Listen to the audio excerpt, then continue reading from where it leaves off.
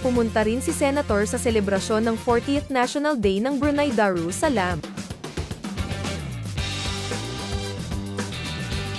Nagpakita rin ng suporta si Senator Padilla sa premiere night ng A Glimpse of Forever.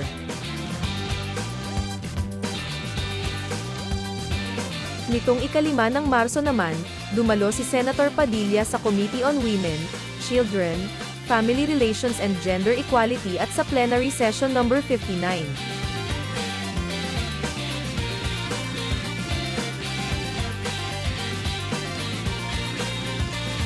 Ika-6 ng Marso taong 2024, Plenary Session No. 60.